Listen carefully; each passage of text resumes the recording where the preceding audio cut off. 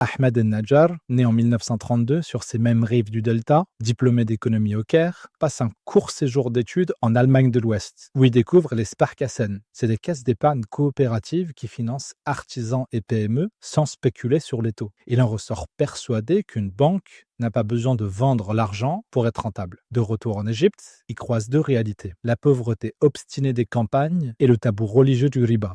La solution est audacieuse, fusionner le modèle Sparkassen avec la mudaraba, le partage des profits, et surtout éviter toute mention islamique pour tenter d'éviter d'effrayer le régime séculier de Nasser. Le 25 juillet 1963, il ouvre la Midramr Savings Bank dans un simple local blanchâtre. Engage 20 jeunes diplômés qui forment lui-même et, détail révélateur, il exige qu'on s'adresse aux clients en disant partenaire et pas déposant. En 4 ans à peine, le réseau passe de 1 à 9 agences, et ce, malgré l'absence totale d'intérêt. Alors, comment est-ce que ça fonctionne? On a juste 3 comptes. Un compte d'épargne à vue, retrait libre, mais 0 dividende. Les comptes d'investissement, c'est des fonds qui sont bloqués 6 mois et le bénéfice est partagé en 60-40 entre la banque et le client. Et enfin, les comptes zakat, c'est des dons qui sont fléchés vers les plus démunis. Ensuite, la banque prête sans intérêt aux petits forgerons, aux ateliers de tissage ou aux agriculteurs qui veulent irriguer une terre. Et les chiffres suivent la ferveur. 17 560 épargnants la première année, 251